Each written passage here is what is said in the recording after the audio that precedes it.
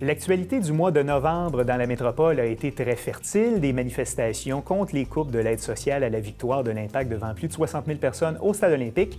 Voici la revue en images du mois de novembre à Montréal, préparée par Aimé Lemieux.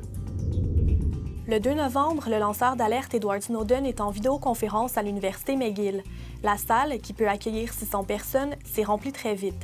Les participants ont fait une ovation à Edward Snowden, qui a terminé la vidéoconférence en souhaitant revenir l'an prochain, cette fois en personne. Au lendemain de la victoire du républicain Donald Trump, Montréal a été le théâtre d'une manifestation anti-Trump. La victoire du milliardaire a pris le monde par surprise. Le rassemblement, sur la rue Sainte-Catherine au centre-ville, fait écho aux nombreuses manifestations qui ont eu lieu dans des villes américaines depuis son élection. Engagez-vous pour le communautaire, c'est ce mouvement national d'action, de lutte et de revendication pour la reconnaissance et le financement des organismes communautaires autonomes. Mercredi le 9 novembre, discours et rassemblements à Montréal. Pour rendre hommage à ceux qui se sont sacrifiés pour défendre le pays, des citoyens, des vétérans, des politiciens et des membres des forces armées et du corps policier se sont rassemblés à l'occasion du Jour du souvenir.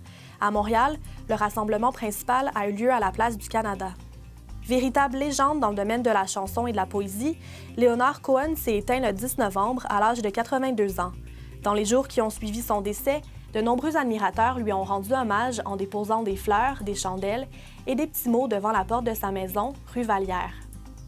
Le métro de Montréal a connu de multiples pannes à la mi-novembre.